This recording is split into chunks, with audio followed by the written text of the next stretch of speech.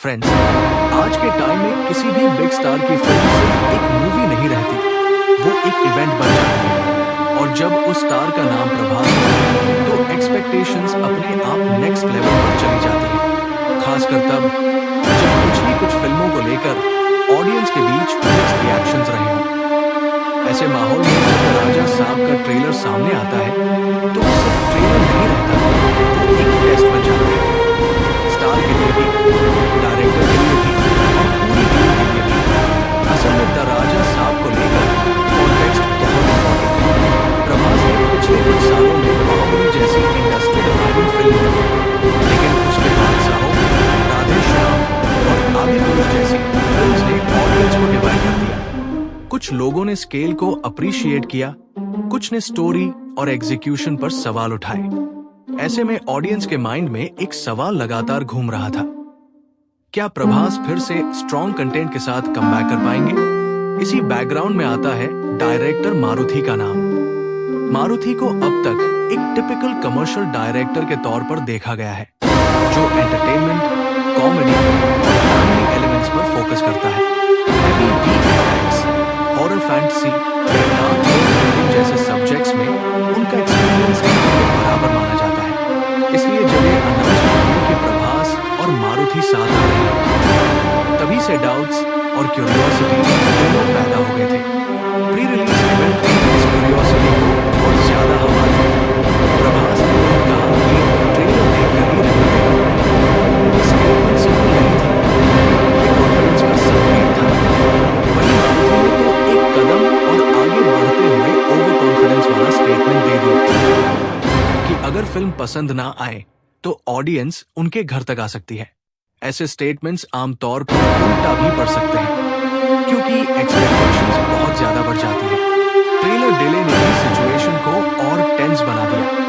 जब trailer time पर release नहीं हुआ तो सोशल मीडिया पर नेगेटिविटी, ट्रोल्स और फ्रस्ट्रेशन साफ दिखने लगी। लोग कहने लगे कि शायद मेकर्स कुछ छुपा रहे हैं या प्रोडक्ट उतना स्ट्रॉन्ग नहीं है। ऐसे माहौल में जब आखिरकार ट्रेलर ड्रॉप हुआ तो वो सिर्फ एक प्रमोशनल वीडियो नहीं था, बल्कि एक जवाब था। क्रिटिक्स के लिए भी और फैंस के लिए भी द राजा साहब का ट्रेलर इसलिए इम्पोर्टेंट है क्योंकि ये एक जॉनर शिफ्ट दिखाता है। यहाँ सिर्फ रोमांस या मास एक्शन नहीं है, बल्कि हॉरर, फैंटेसी, इमोशन और वर्ल्ड बिल्डिंग का मिक्स दिखता है। नाना नानी angle, ancestral house, mystery, dark powers और एक अलग यूनिवर्स का हिंट, ये सब चीजें तेलुगु मेन स्ट्रीम सिनेमा में अलग तरह का एक्सपेरिमेंट मानी जाती है।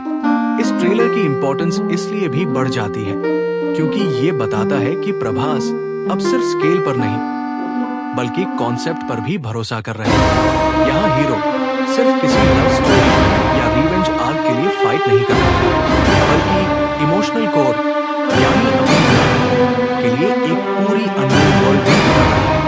यही इमोशनल एंकर किसी भी बिग फिल्म को कनेक्ट दिलाने का सबसे स्ट्रॉन्ग होता है। कुल मिलाकर द राजा साहब का ट्रेलर एक टर्निंग पॉइंट की तरह देखा जाता है।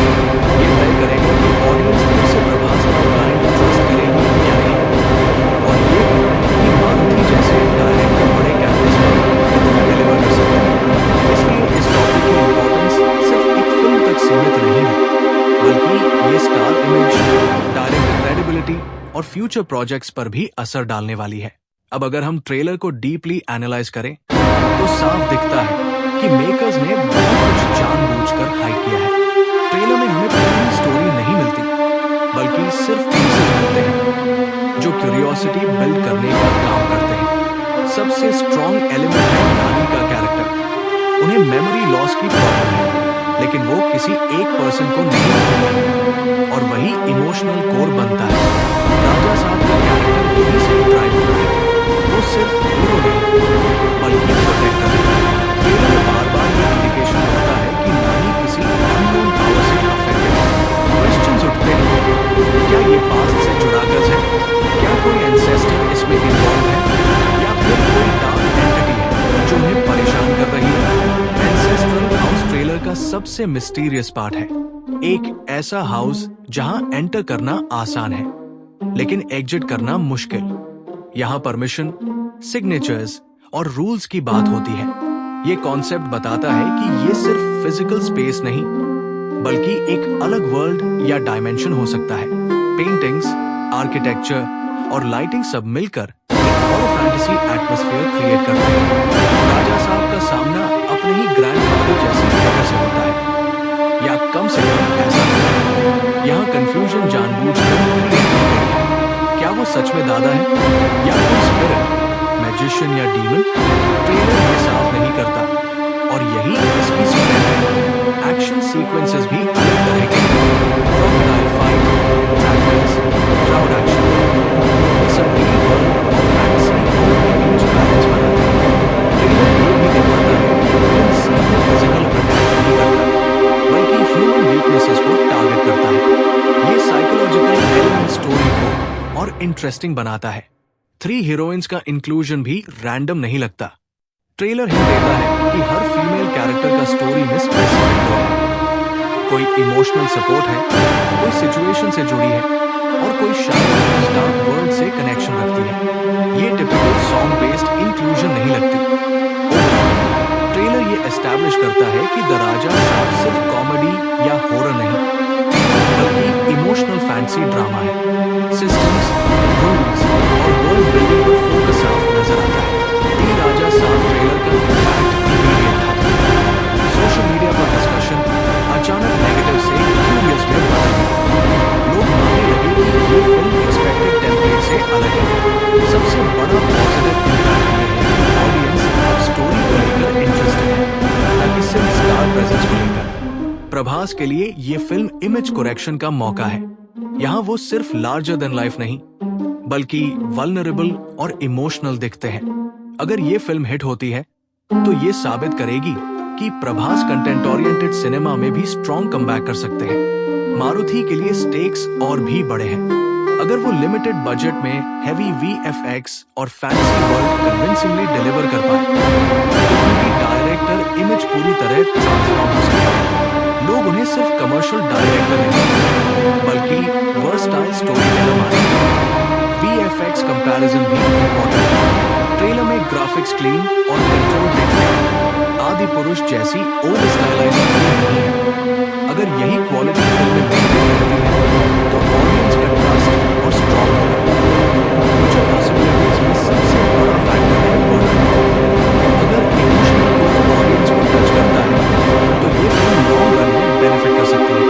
जॉनर एक्सपेरिमेंट होने के कारण इनिशियल क्यूरियोसिटी तो है, तो ओवरऑल देखा जाए तो द राजा साहब ट्रेलर एक्सपेक्टेशन से अलग और कहीं ज्यादा इंटरेस्टिंग है। ये फिल्म ना तो टिपिकल हॉरर लगती है ना ही टिपिकल कमर्शियल एंटरटेनर। ये एक इमोशनल फैंटेसी बैटल है जहाँ हीरो किसी लव इंटरेस्ट के लिए नहीं बल्कि अपनी नानी के लिए लड़ता है। ट्रेलर ये साफ करता है कि स्टोरी सिंपल नहीं बल्कि लेयर्ड है। मिस्ट्री, इमोशन, एक्शन और फैंटेसी सब एक साथ ब्लेंड किए गए हैं। सबसे बड़ा प्लस पॉइंट ये है कि मेकर्स ने सब कुछ रिवील नहीं किया बल्कि ऑडियंस को सोचने पर मजबूर किया है। प्रभास का कॉन्फिडेंस, मारुति का रिस्क और टीम की विजुअल एफर्ट सब मिलकर ये इंडिकेट करते हैं कि फिल्म में सब्सटेंस है। फाइनल वर्डिक्ट तो रिलीज के बाद ही आएगा, लेकिन ट्रेलर के आधार पर ये कहना गलत नहीं होगा कि द राजा साहब वर्थ वेटिंग है। अब सवाल आपसे, क्या ये फिल्म प्रभास का स्ट्रॉन्ग कमबैक साबित होगी या ये भी एक रिस्की एक्सपेरिमेंट बनकर रह जाएगी? अगर आपको ये एनालिसिस पसंद आई हो तो वीडियो लाइक कीजिए, शेयर कीजिए, चैनल सब्सक्राइब कीजिए। मिलते हैं अगली वीडियो में। नमस्कार।